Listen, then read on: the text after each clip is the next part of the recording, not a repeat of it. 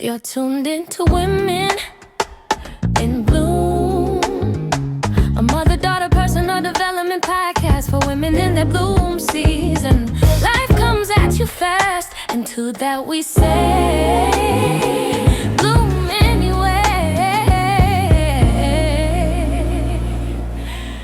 Good. Yeah. Well, I'm glad that you are able to join us, and I'm glad that I'm able to participate as well. I'm happy to be here. Thank you all for the invitation. This is Thank this is the conversation I'm like, let's go. No, we are literally like this because Eldris, I was just telling Mothyna the story of how I changed my major. And she didn't know that it was after a conversation. It was immediately after a conversation with her where I was telling her my major was liberal arts. And she was like, well, you really want to have something that you can kind of segue into, you know, a field or maybe further study. And we talked about what I wanted to do. And she was like, you know, why don't you consider English? You could go into law, you could go into broadcast journalism. You could be a writer, like you could. And I marched my behind to the registration office and declared I was an English major. All right. Thank you so much, Mothyna. You are welcome. I'm glad it worked out for us, right? Yes. I'm so glad. It did. Thank you for telling me that story because most of us move through life and we don't see, right? We don't get to know how those micro moments really shift and create movement for a lot of people. And I had a recent experience where somebody walked up to me, and I still to this day, no idea. But she told me, she was like, I'll be right back. I was like, I gotta talk to you, I'll be right back. I was like, okay, I'm not going anywhere. She was also a Morganite. And apparently I had a conversation with her. And she said, yeah, for the last 23 years, you've been the wing beneath my wings. And I'm like, wow. Oh. I said, me? Wow. You sure? Like this Mothyna? But she was saying, and I think you all would appreciate the concept was, she was like, you were one of the first people I saw, like you did an event and you had like big sponsors. And I thought to myself, if she can do it, I can do it. And I still follow you online and you still seem to be doing this work. So we had met at a community event for one of my clients, and I was floored. I was so floored that normally you'd be like, oh, let me get a picture or record. I mean, I was shocked for a while. I couldn't even process anything else from that. Beautiful. And I wished her well, and she's doing amazing things now, doing girls' rights and pastors work. And I just, so I echo and I'm sharing with people the impact that they've had. Even if you think, oh, it wasn't that big or it was small, it makes such a significant difference. And it's one of the things I enjoy doing. And I deeply appreciate when somebody shares the same with me. Yes. Yeah. It does have an impact. Yeah. Those moments.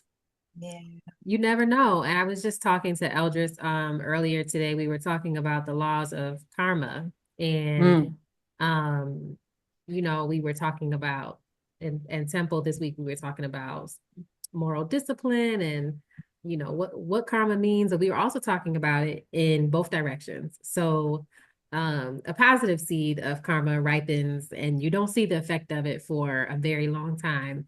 But it's grown by the time that it circles back, or a word or of the effect or anything like that circles back to you, it's kind of grown in magnitude. So with that, yeah, always be pouring into and putting your best foot forward. And yeah, and that's what you have been, not only to me, but to many women. And I have to say that you were interested in Black women and the betterment of Black women decades ago. And this is not to poo-poo on anybody. I think it's great that we're all collectively in this zone of focus on each other and supporting each other. Yeah. And it was something that you were doing before it became very popular. So I'm just like curious. Well, first of all, we do have a set of questions and so on and so forth. Yeah. I wanted to say that, and I wanted to ask, what was the impetus for this work for you? And was there an aha moment where you were like, yeah, like this is what I'm going to commit myself to? I was reflecting on that, and I'll tell y'all two key things that happened very recently. One, I remember distinctly. Sorry, I just had a visual of what I was wearing at the time. So I had I do on that too. bright pink and dark pink head wrap because I used to wear my head wraps and I used to wear them with multiple colors and all this stuff. Anyway, so I remember having these bright pink head wraps. Do you remember that? I was still at Morgan. I was still a student there. And I remember I was wearing a pink, something you wouldn't, other than this jean jacket. Think you would not, I was wearing a bright pink halter top and pink FUBU jeans. Not pink, like FUBU jeans with a pink logo on it and FUBU sneakers. I don't know, it was a time. It was hot at the time. It was hot at the time. Right? It was for us, by us. All right. Right. But we were supporting, one of my friends was running a math program for after school children, and it was middle schoolers. And I remember walking with her, and we were taking the children back to campus from the library. And I just remember having this distinct feeling, and it had to be like my sophomore to junior year, when in there somewhere. I remember having a distinct feeling and memory. And sometimes things happen to you, and you wonder if you'll ever remember that moment. And it sat in my being. I'm not actually meant to stay working with youth. I am supposed to. I don't know where or why it hit me in that moment. And then I went on to do more youth programming. So I thought maybe I was just making stuff up. But by the time I was getting ready to go into my senior year, the opportunity to become Miss Morgan State University came up. And I was so against it until I went to Alabama. And the queen at Alabama A&M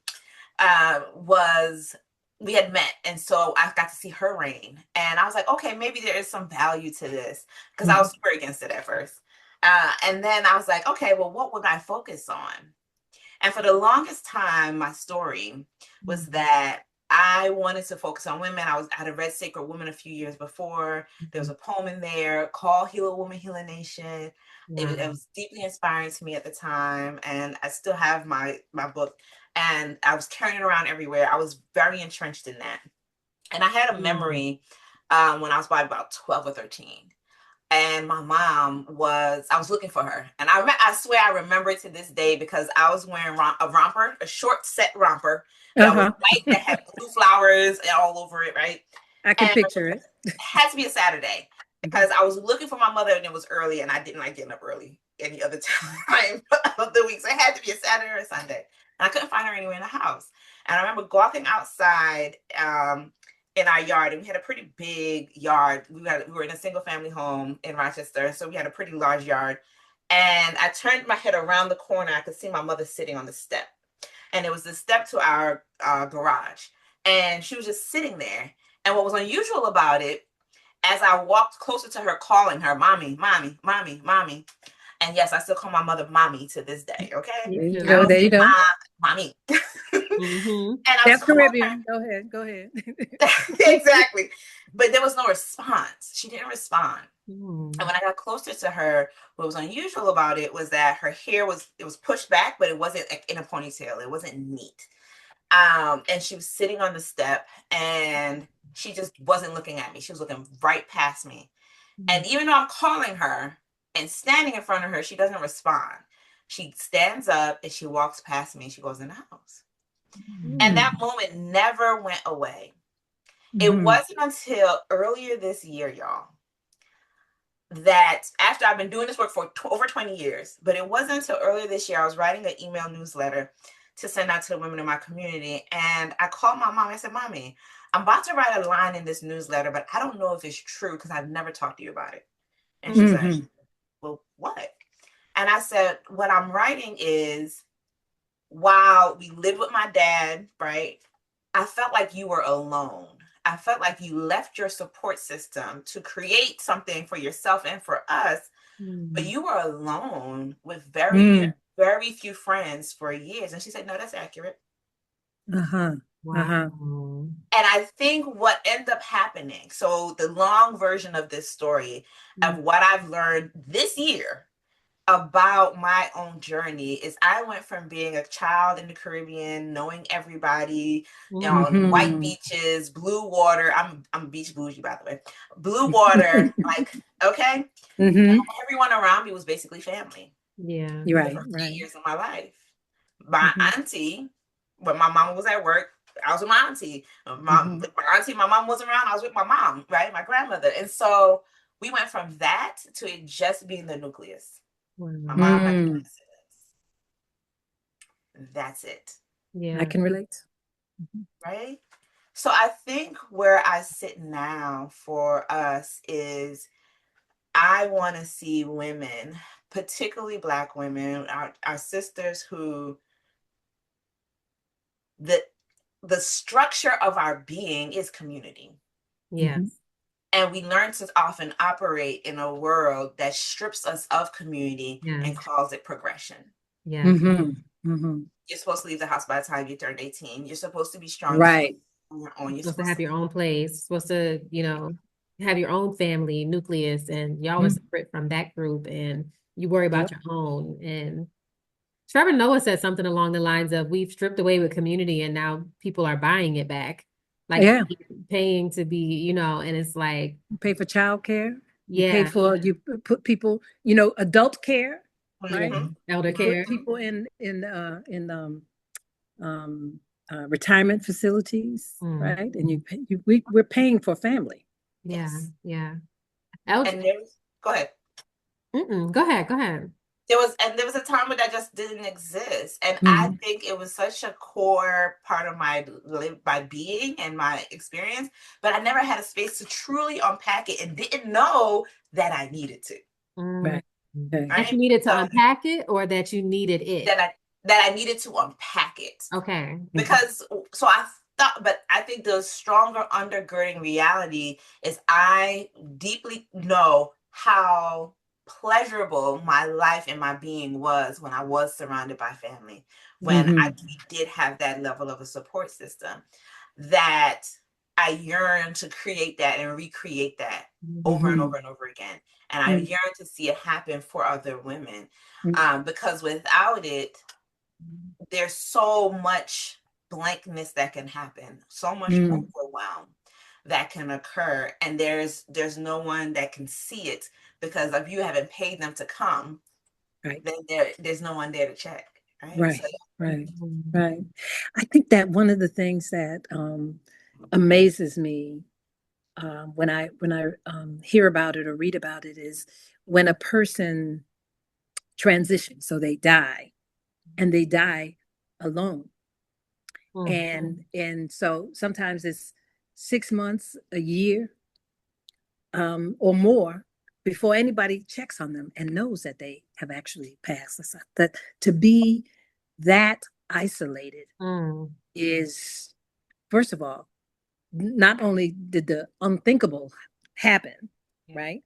But how you can go day to day without that connection.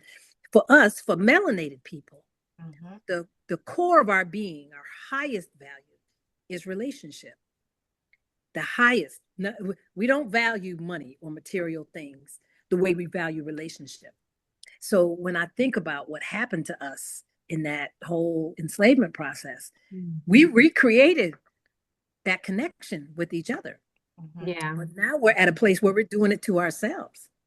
Yeah. Right? Losing relationships. So this is really resonating for me. Yeah. Yeah.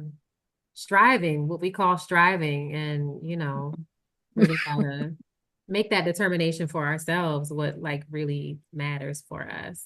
Yes. All right. So we talked about it a little bit before we started recording, but you started with, and correct me if I'm wrong, Heal a Woman, Heal a Nation, and then added NisaNova.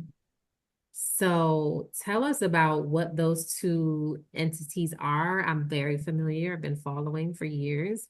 But for listeners and for Eldris, like kind of let us know what those initiatives are. And you know what's, again, I actually started a women's group at Morgan called And Then There Were Queens. And so I check in. I do remember that. You remember that? Yes.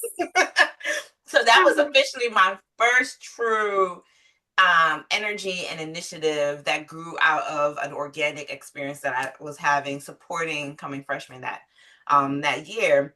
And then we built the conference called Heal Woman, Heal Nation, which became Heal Woman 2 Heal Nation a few years after. And maybe we ran with it. We ran with it for 17 years. And in 2021, we closed Heal Nation. I specifically closed Heal Nation. It was time. There was conflict that wasn't resolving. So baby, we'll get to things. And when I closed it, I had a little bit of an identity crisis, meaning everyone knew me. Heal Nation, Mothyna, Heal Nation, right? So it's synonymous with my identity. For so many years, it was synonymous with how I saw myself move through the world. And the night I was going to announce, so at 8 o'clock that morning, I was going to announce that Heal Nation was closing to the public. There was an email that was going to go out. I was going to post on social media, and we were doing a call. I was doing a call every Wednesday at 8 a.m.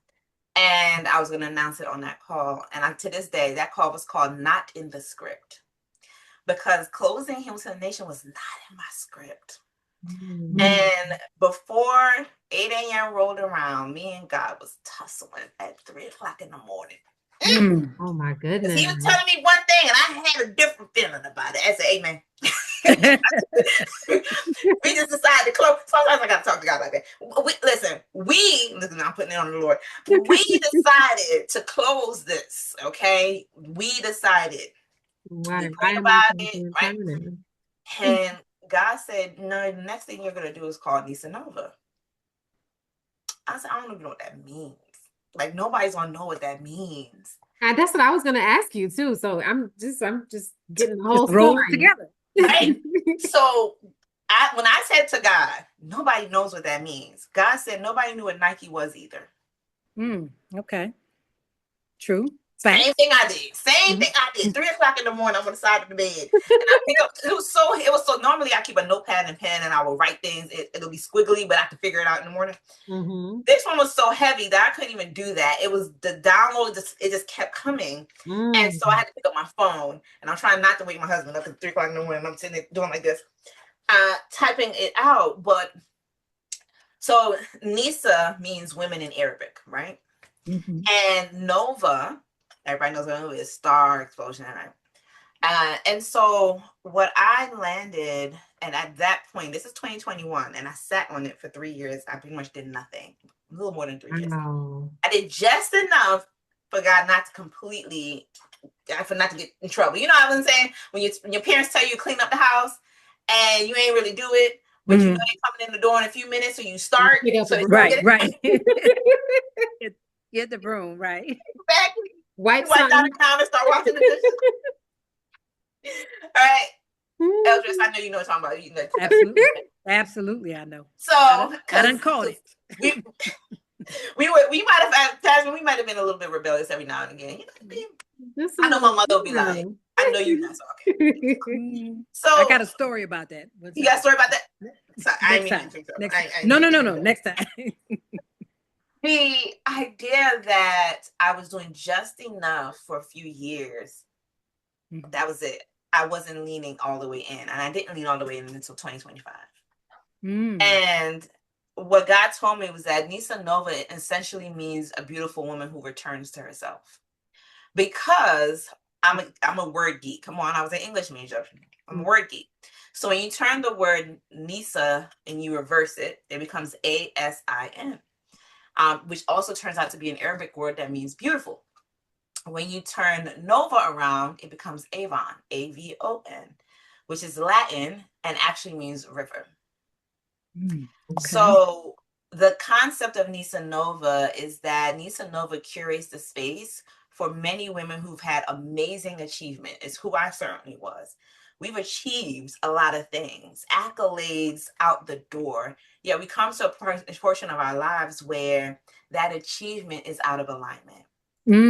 Have to get back into alignment. We have to and there's so many things that will show us that, right? Sometimes it's a career thing, so your career falls apart, your business you built falls apart, or something in your life, your marriage, your health can fall apart. And we find ourselves facing something we never thought we would. Mm-hmm. I call that the Nova effect. It's the explosion, like that. If you've ever seen stars, novas happen all the time. Supernovas are the things that only happen every once in a while. And we think in our lives that there'll only be supernovas. There was going to be one trial. I mean, once I get over that, it's that. And that's it. Glad that's over. Psych. Right? Because I was talking to a peer one day, and she said it this way, and so this is Mothyna's version of what she said, which was, we call it a crisis, I call it chaos, God calls it a classroom. So while I was in the midst of the ending of what I considered my identity, known as Healing Nation, God was structuring the classroom and showing me that there's nothing in my life that was wasted. That actually what I needed to do was climb a particular mountain to show others that it can be moved. You can experience a chaos and explosion in your life. This Nova is not only can it happen, it will happen. Right. And there has to be a way for us to move organically through that. It doesn't mean we don't feel pain. It doesn't mean we don't feel frustration. It does mean that we can access a community to guide us through that moment. Not to say, girl, don't feel bad. It's to say, girl, feel bad, but we're here with you in the mess. As you journey through taking it to message. So for me, at the iteration, at the beginning of NisaNova, it was about just curating the space for us to journey back through our beauty, to return to the water, to refresh ourselves, to renew ourselves. And then I realized what happened to me when I was wearing that FUBU. And what happened in that moment. I was there, not necessarily for the children. I was there because a friend, a leader, a woman who knew that the children was her calling. To this day, 25 plus years later, this is the work she still does. She needed my support. So 22 years later, in this iteration, NisaNova also creates the support for the women who are doing the work. Right. I was never meant to touch 1 million women by myself. No. I know very clearly today that God has designed my life to support my sisters, to build the communities that God designed for them. The spirituality for me is deeply a part of how I move through it and how I move through the world, and how my ability to sustain has come to this point, right? So NisaNova today, I can tell you we curate tools and curate experiences, and we support women leaders who want to build their own communities for transformation. There's many people host events or have things that they want to do. I'm talking about true transformation. I'm talking about how do you hold the space when people are breaking down and not leave them there. Right? So, everybody is not a lot of people come into that work. I'm just speaking very honestly. And you really have to have the heart for it. Really do have to have the heart for it. Because not everybody is called to do that kind of work. In addition to, the thing about the heart is, if it's out of alignment, it won't feel good, right? If it's not aligned work that you're supposed to be doing, you can do the work, but it won't feel fulfilling. Right? So that's getting aligned. Seems you've done a lot, right? And as I'm hearing about the work and where you started and how things have come to you, like you told us, you've sort of stitched together a timeline from being a child to being a young woman as a student to where you are now. So that's just fascinating. Can you just share with us, like, what are the values that you've been able to maintain across all the things that you have done, right? Like, I know relationships and women, and if I can just share, the thing, I love working with women, and I really love working with Black women, but there's an energy exchange that happens that feeds me when I walk away from that. That's how I know. right? So the relationships are really, really key. Just tell us a little bit more about your values and how those things have. And I want to ask a question. Did you ever ask your mother about that moment when you were in your romper? Did. You did? Okay, I I want did. to hear what her response was. Yeah, yeah, But yeah. sure. I'll tell you that, and it'll tie to the values question too, because in that conversation, I was like, "Mommy, I never asked you," and I told her about that memory. She was like, "My head was probably just in a different place. I was probably just, you know, just not there, not present." And I said, "Yeah." I said, I could definitely see that. And I said, "But Mommy, I have that vision. I've always carried it with me." So as I asked her about that question, that's what she said. She was like, my head was probably in who knows how many places. And I said, understandably, as a parent now, Understood. understandably, right? As somebody who's going through Perry, understandably, like it is a completely different thing. And so when I think about the value systems that have carried me through each stage of the journey, I always come back to belonging. And these are my leadership values as well: belonging, curiosity, and compassion. As somebody who, again, moving from the Caribbean to upstate New York, Right. sounding like everyone else, having an accent, as people would say, I remember experiencing really cold people, Ooh. Ooh. not just cold environment. Even as a fourth grader, and it sticks with, like, adults who laughed at the way I spoke. And for a child that's coming from, being really proud about how they move through the world, because everyone around them was always very supportive of that. Right, right. I went from being more extroverted to being introverted. And so that experience centered for me belonging in a really strong way. I remember it had to be fourth or fifth grade, but I think it was fourth grade.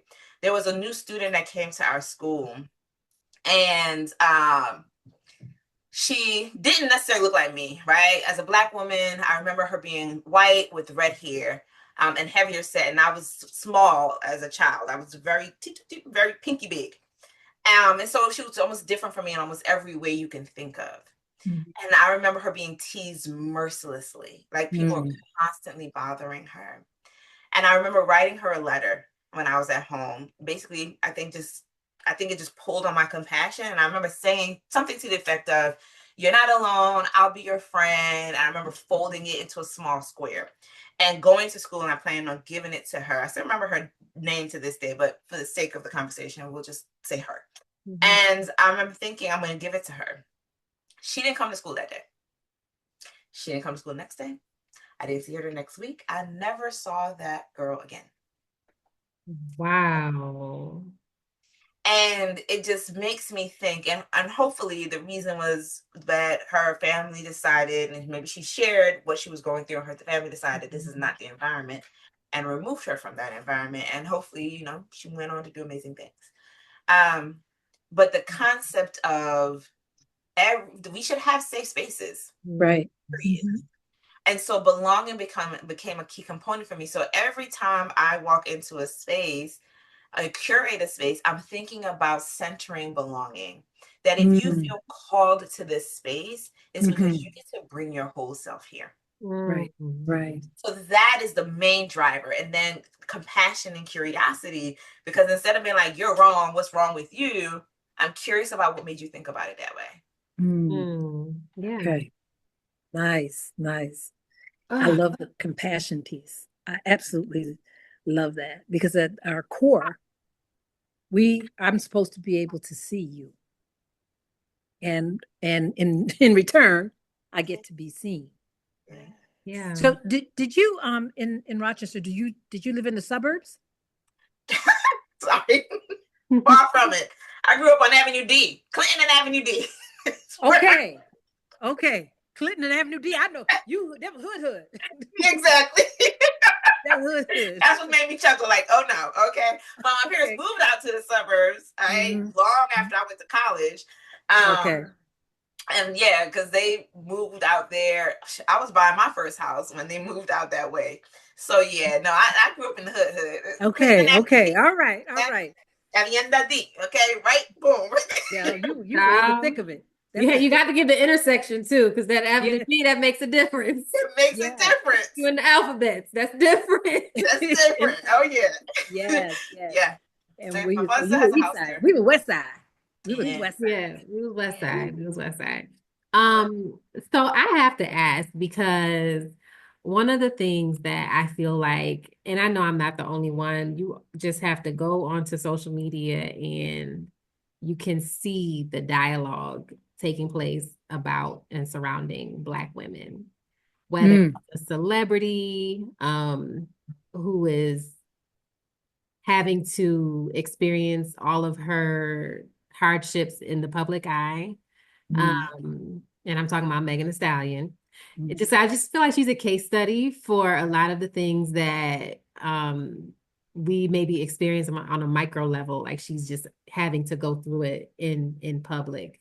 And just stirring up curiosity and conversations around who has value and who embodies womanhood and who deserves to be protected or seen or heard. And this sense of we get us, we understand us, we are home for each other. But at the same time, misunderstood in other spaces, our strength, mistaken for hardness and boundaries for attitude.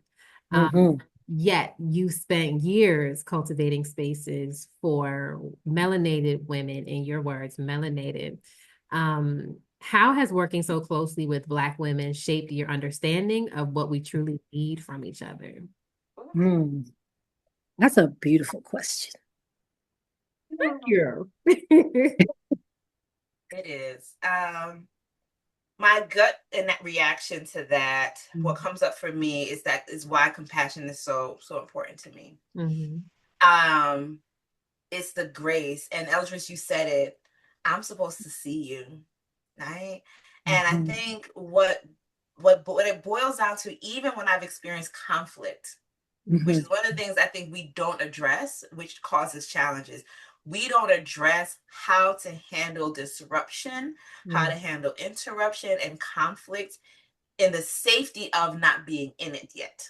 And so we'll come back to that. So anyway, when I think about what we need, it's to be seen. At the core of most conflicts is I don't feel seen, I don't feel heard. Yes. Therefore, I don't feel understood. Right. And I have to protect myself now from conditioning for the most part. We learned that we get conditioned on the armor. And so we start bringing the armor in and we bring it up fast. Yeah. Rather than what's necessary to build and curate community, any community, let alone community among women, is trust. You don't get trust without vulnerability and transparency. Right. But so much of what happens with us has violated that trust. Oh yeah. Right. So it almost feels like sometimes we start from less than zero. Right. If zero is sort of like this balanced space, and at zero, I can afford to share and be vulnerable and establish a place for trust to grow. But at less than zero, there's so much work that I have to do in order just to get to zero. Right. So it's so hard, but I really like being curious. Yeah. Because that's the space that allows you to think about vulnerability when I'm curious about what you've experienced. And I think because I'm sitting with what you just said about where we start. And I think what's showing up for me as I think about that is the fear of loss and lack become the driver. And when that becomes the driver, fear and loss drives reckless. Fear and loss drives reckless versus compassion and love that's much more aware, much more in control. And so if any emotion is going to drive, it should be love and the things that sprout from love. And so that conflict and that fear, whenever that's the driver, the warrior comes up. The And warrior. the warrior dominates. Absolutely. And the warrior cuts off heads without Yes. pause. Yeah. Ooh, we got some warriors, don't we? We I got some mean, warriors. we got some warriors. I And think, we've had warrior experiences, even if yeah, we're not the warrior. exactly. Yeah. Those Oh, experiences. and even if we aren't currently at war, Right. we have been in battle. We got In battle battle. wounds, Mm-hmm. so to speak. Battle wounds. Yeah, yeah.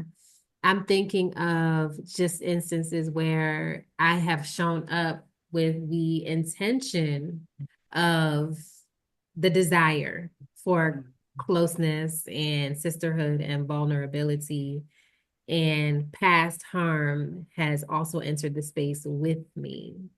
And it's, it's one of those things that you have to work and make a conscious decision to be curious about the woman sitting across from you or sitting beside you. Right. And understanding that if I'm coming in here with my things, she might have her things. So let me give some grace and let me get some grace. Right. The two together. Yeah. And I've lived long enough. Like one of the things we used to say, like one time, I'm sharing a story, is about the child support check. You remember the questions you asked me about the child support check, Jasmine? You don't remember that? Yes, you brought this up a couple months ago, but I forgot. Okay. I Well, said, where my one child time, support at? right. Yes. She had a friend that was getting child support, or the parent, or rather her grandmother was receiving child support for her. And what she did with the child support was to give it to the child so she could buy things. And so one day Jasmine was like, oh, so and so gets child support and she's able to buy such and such and such and such. And I'm, what I want to know, how come I don't get child support? I said,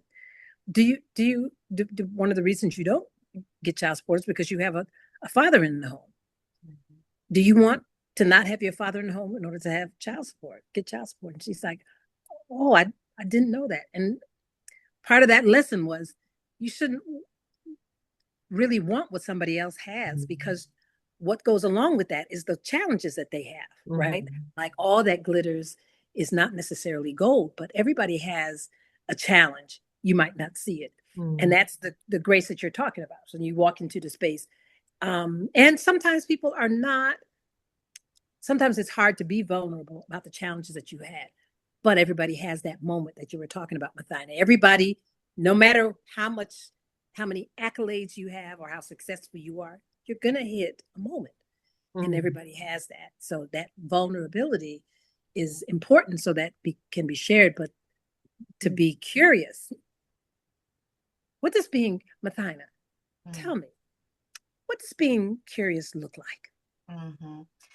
For me, when I think about being curious, I think about not, like I said, not what happened to you, but being curious about why did you look at it this way? Instead of saying, I don't understand, you just decided not to do that. I'm curious about why you made that choice. Because curiosity looks for information and is open to the information not being what I thought it would be. Right. So that's what curiosity is for me, right? Wonder. Because wonder is powerful. The concept of wonder, like we think about it when we think about beautiful spaces, right? When you think about seeing one of the most beautiful spaces in the world, or you're on top of a cliff and you see this amazing valley below, or you see an animal that you're like, my gosh, look at the colors on that. We think about wonder from that lens. But there's a wonder that sits in the beauty of humanity, right? That in people, there's a beauty, like you're like, oh, there's a wonder there. And we're so used to putting people in boxes and saying, you said this, so this must be what you believe. You said this, so this must be what you do. instead of Mhm. the wonder of it might not be as you think it is. It is, right. But there's also some scariness that Mhm. comes with that, right? Mhm. Because it's easier for us to say, oh, you said this, so you must fit this, and I can Mhm. put you in this lovely box, and I Right. know how to handle you. Yeah. Right. And we've had more practice doing that That than knows. we had doing the other. Mm. Exactly. Heavy on the know how to Mm. handle you. Mhm. Yes, yes, yes. The work, this interesting, very complex human experience that we have been blessed with. Mm. Yes. So the gathering, I'm so excited. I finally get to go. So excited. You are doing, I was like, ooh, do I want the full experience? I want to get there at 3. Like, yeah, I want to get there at 3. I want to pick my seat. I want the curated mocktail experience. So, Yes. and you also have this card game that I just love the concept of. So please tell us about both. The gathering and what to expect, what is it, and just talk to us. Well, talk Oh to yeah. us. Oh I yeah, did yeah, my yeah. research, but yeah. It's the gathering, the concept for the gathering was one of the first things that came into my spirit with NisaNova. And when I told y'all, I didn't do it, right? I didn't do it for years. And Mhm. even last year when I finally was like, okay, I'm gonna lean in, I did it the safe way, right? No, I'll do an indoor space and we won't, because we don't gotta worry about all these things. And it was beautiful. And to me, the reason why the gathering becomes so critical is like many people, I'm used to building conferences. I can build a conference like that, right? And I'm used to doing hotel, 300 people, right? All the speakers, da da da da. In this season, Mm. Come on. when I move through and I experience the world, when I talk to my sister friends, when I get random people who know me, may not have talked to me for years, reach out going, hey, I met somebody and they need to talk to you. All right. There's something that's calling for us. And I looked at the bravery of my 7-year-old. And from the time I recognized it when she was 3 or 4, she would go to people on the playground and she would introduce herself. She'd go, Mhm. my name is, do you want to play? Mhm. And every once in a while, a child would like run away and not want to play. And she would look at me, she's like, Mommy, they said no, they didn't want to do it. And I would say, it's okay. Look how many other children are around. Or you can play with Mhm. yourself, or I'll play with you, right? But she would brave it and she would go play with somebody else. And I remember when I was at Morgan, it makes me flashback. When I was at Morgan, one of my closest friends to this day, okay, 25 years or so later, right? We met because we were standing in line getting ready to get food, and I felt somebody tap me on my left shoulder. And I turned back on my left shoulder, and there's this gorgeous woman standing there, her kimar, and she says, you look nice. Can I sit with you? And I'm like, Oh, I love yes. that. And to this day, and she knows I tell this story, I'm like, to me, that was one of the bravest things I've ever seen. And when I That's saw my daughter beautiful. doing it, it reminded me of that. And yet and still, I know so many women today who are like, it's so hard making friends as an adult. Right. Right. And after coming out of the pandemic, it's like, and we've got all this loneliness, our careers, but Listen. now it starts shifting. And so the gathering is a compilation of a space that allows us to access joy, to bring it up as resistance in a world that is telling us we're not allowed to access it. It is centering the beauty of playful innocence that we had when we were children, where Right. you were transparent and vulnerable enough to go up to somebody and say, Come on. you want to play? Right. Yes. Where you didn't lead with your role, you just Right. self to the forefront. Yeah. And so the gathering is an iteration on that. Yeah, now we grown. Yeah, now we got some stuff that we got to talk about because where else am I going to do it? But can we lower the barrier for entry by starting off with a game? Starting off with some classics that we know and we might love, but bringing some innovation to it, bringing some custom curated questions. So that is what the gathering is. And so this one, since we're doing that outside, right? Because we want to do brown girls outside having a good time in the summertime. Right. So while we're bringing all those things, the central core piece of it is the reduction of barriers, and the amplification of connection. And what the data and the science is, I'm gonna geek out for 2 seconds. What the data and the science tells us is the more people feel included in an experience, that amplifies their sense of connection. And so everything about the gathering isn't speaker up front talking to you and instructing you on what to do. Rather, it's an invitation. Right. It's an easy introduction. And it's a, hey, you want to play? And here's what play looks like. And this particular gathering, I'm so excited because one of the things we're doing is we're creating activations that bring back that childhood, back when you used to run on the playground and be on the swings and blow the bubbles and you used to listen. I was about to look for a kite because I'm like, I always wanted to fly a kite when I was little, but I ended up getting have one. Right? Yes. Love a good kite fly. Right. I'm like, I'm gonna go find me a kite. It's something magical about it. It's just something that's like what? So anyway, Mhm. so that's the gathering, the space. It's for women leaders to have a moment to take everything, the cape, the titles, all that stuff, leave it at the door for a moment, like you would with your good girlfriends. When my good girlfriend that been knowing me, she ain't been like, yes, what did you do with your appointments today? Right? She's not asking me, so what's the strategic plan and the metrics for it? She's not asking me none of that. She's like, girl, remember that time when we were supposed to, but we went to, we're having those moments, which makes us laugh from our bellies and enjoy ourselves. Yes, so the laugh. That's the gathering. Yeah, belly laugh. We're doing it. Oh, sorry, go ahead. No, I'm gonna miss the gathering this year. Are you gonna? Is it an annual event? I'm looking to make this one an annual event. My intention is to do it in 3 times. So we did 2. We did 2 so far. This is gonna be the second one for this calendar year. The last one we did was in April, smaller indoor, right? With the indoor games looking different. Like, okay, for example, let me just geek out for a second. Do you all remember this? Do y'all remember this? Do you remember this game? Yes. Oh my goodness. Right? So we built a custom one, right?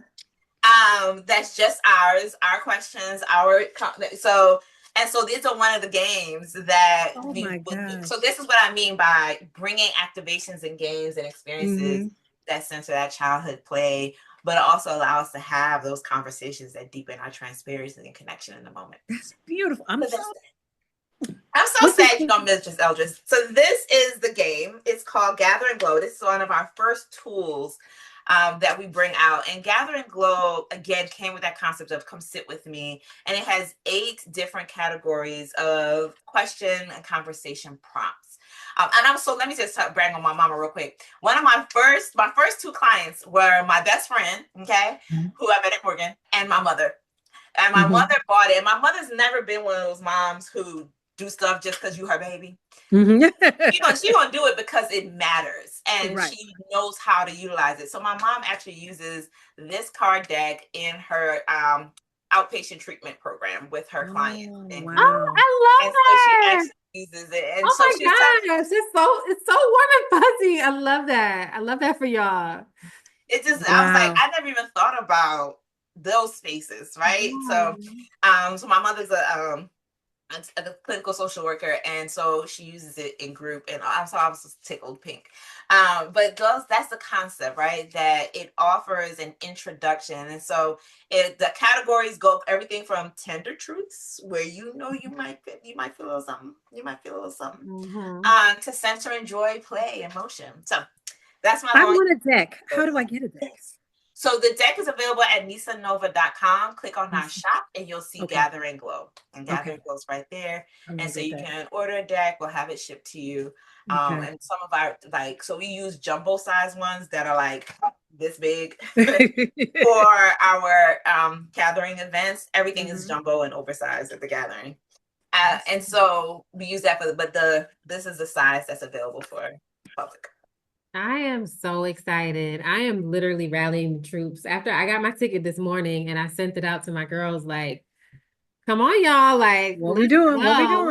And what I also, as I'm listening to you talk about making friendships, admittedly, I am not, and I'm trying to overcome it. And it's rooted in past harm that I am very welcoming to people choosing me.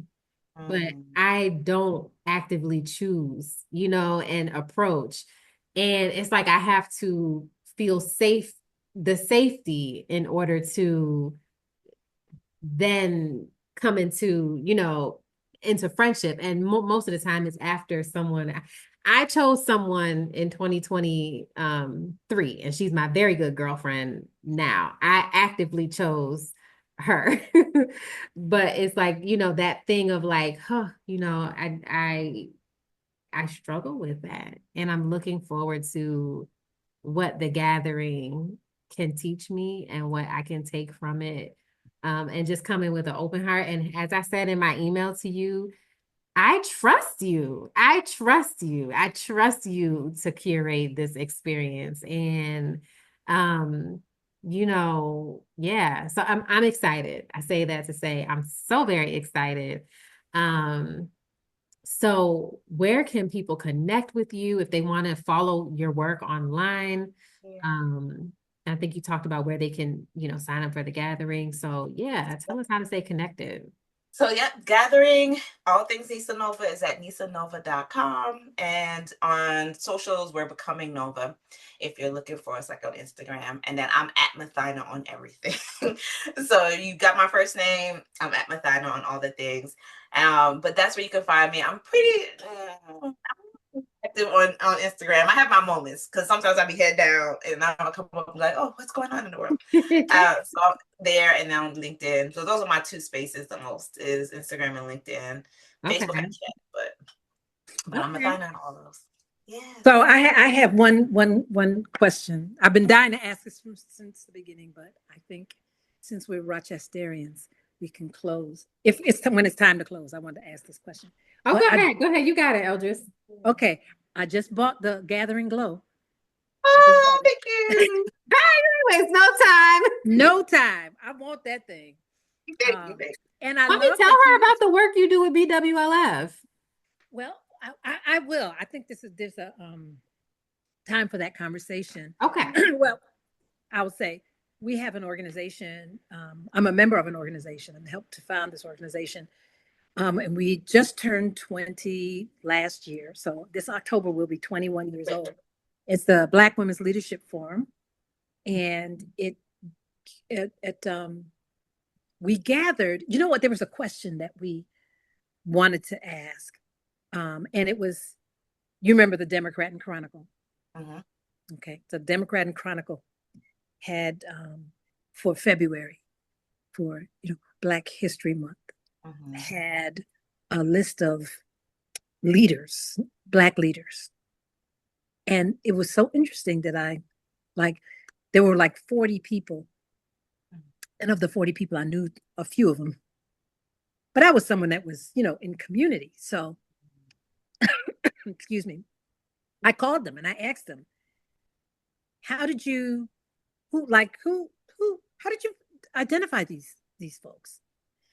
And what she said was that they went to their employees, their Black employees, and asked their Black employees for leaders. And so, of course, you might recommend your pastor, or you're recommending the youth group leader of your son's team or something. But so that they had this very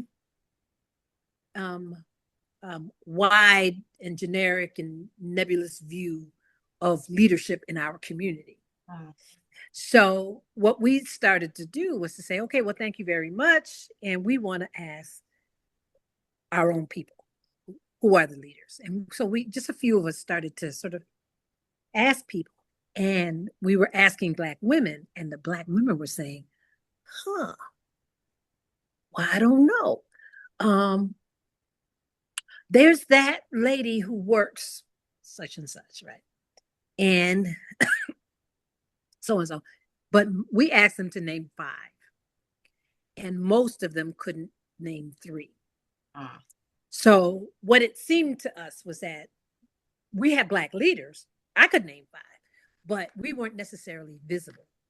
And we all had different ways that we were saying leaders. I'll tell you who could name a leader, because our young people could name a leader. At the time we had, you remember Step Jam, Step Off. You remember Step Off? Well, there was a person who ran Step Off, and they did the Step Off at the War Memorial every year. Big Starting to step sound familiar. competition, step competition, Yeah. and they could all name her, but they couldn't name other people. So we brought Black women together, and instead of just asking who are the leaders, we wanted to ask what is important to you. What are the critical issues? And we started with like 8 or 9 issues, and we wanted to narrow it down to 3. And we narrowed it down to Black women in Rochester, New York were concerned about personal and professional development, like how we develop ourselves. We were also concerned with youth development, like making sure that our young people had appropriate supports, and family development, right? How families develop. So we did some research and put together some strategies and lifted them up. One of the strategies we lifted up was Pillars of Hope. And we had role models that went into schools, and it's still functioning right now. Another one we did was we did some training utilizing a curriculum for Black families. And it's actually that curriculum, we were doing it, and we wrote another book. We being my husband and I wrote a book on strengthening the Black family. And it's a workbook, a parent workbook, because it was a good curriculum, but it really didn't center culture. Like the goal of that curriculum was to have Black parents reduce punitive parenting styles. So basically, we want y'all to stop whooping the kids. But whenever you focus on what we don't want you to do, right, you very rarely are able to lift what's good to do. So our book does that. So, but the personal professional development, women, we were only bringing women together to say, hey, we just want to get your feedback, and then we're going to go back and do some of the work because we're leaders in the space, and we'll sort of lift that. And the women were saying, no, we really want this sisterhood to stay. So we have been doing it for 20 years. So I bought that because we have a retreat coming up in October, and I want to have that as a part of some exercise. I'm gonna send you some extra stuff. I got some little goodies over here. Mothyna, when I tell you that deck is gonna be activated, she's gonna be pulling that deck out wherever she goes. You're like, this is for Black women? Tell me. Send it back. Let me know. Yes. I definitely will. We'll take some pictures and send them to you too. Yes. But the question that I wanted to ask, did you lived in the city? What school did you go to? You know what's interesting? I just realized, literally like maybe last week or the week before, every school I went to is now closed. So for elementary school, I went to Corpus Christi. Okay. Then I went to Siena Academy. Get out! Is that where we met? Maybe. Wait, no, well, you probably would have been coming in when I was going out. So I went to Siena for middle school, and then I went to Marshall. Listen, you hit all the schools, right? Yes, I went to Marshall for high school. I graduated from Marshall way back in the day. Yes. And yes, it is closed. It is closed. Yeah. I have one of my goddaughter, she used to work there, and she was working there when it was closing. And so she got some, a Marshall t-shirt, a lanyard, some stuff that she gave me. So I have that, but yeah, it's good and close. So the question that I want to ask, did you work during the summer? I did. I was, my last couple of summers, I did, what's that youth program for? Good Grades Pay? Yes, I did Good Grades Pay. Yes, I did. I was, I worked at what's that college? Nazareth? It was Nazareth. I worked at Nazareth, and then I worked with the Girl Scouts. So my first year was at Girl Scouts. I worked with the Nia. Do you know? Oh gosh, and I see her daughter's face. Khadijah, her mom, was my first. She hired me, and the program was called Nia something. And so I worked with the Girl Scouts through that program during my Good Grades Pay my first year, and then I did Nazareth. Then I went off to college. Okay, so I worked with the city. I worked in youth services, and particularly youth programming and youth employment programs. And what they called me was the Good Grades Pay lady. So all of the students that did Good Grades Pay went through our office. So you one of mine. Thank you now. I thank you. One of mine. I thank you for the foundation. When you said Exactly. Avenue D and Clinton, I knew. Yeah. I'm tripping off of Sienna because I didn't know you. I get confused because is it Morgan? Is it Wilson? Is it Sienna? Like I don't know. I know for sure we knew each other from Morgan. So Morgan for sure. But Sienna. Did Maria go to Sienna too? No, she didn't. Maria went to Jefferson. Okay, no. Jefferson. We're gonna figure it out. Anyway, I want to be respectful of time, even though we have already ate up 20 more minutes than we have allotted. Mothyna, thank you so much for your absolutely openness. First of all, for your gift, the gift that you are, the gift of your work, any sacrifices you've made over the years, and the way you put Black women first. Thank you. And it's been such a pleasure talking with you and catching up. I cannot wait for the gathering. I'm so excited. We'll see you in August. Take plenty of pictures. We will. Pictures and video. We're gonna record a video just for you while we're there. Oh, please! I'm so happy. We absolutely will. Jasmine's gonna hold me accountable to it. I'm like, when I see Jasmine, I'm like, we need to do our video when we're doing it. But thank you all. I really appreciate this conversation. And thank you for the work. Thank you for leaning into this work. And thank you for modeling what it looks like to cross generations and to embrace it, to not separate it, but to entangle it in such a way that's effortless. Because I watched some of y'all other videos. That's not right. I get to see especially when y'all post the clips on Instagram. I'm telling you. So, you need to do more of that, then. But thank you for yes. That's where I usually catch it. I'm like, oh, and I try and like or do something. But thank you so very much for that. I really thank you, and thank you for the work that you're doing. I am, I'm proud. Rochesterian, Good Grades Pay. First ever job through Good Grades Pay. All of that. I love it.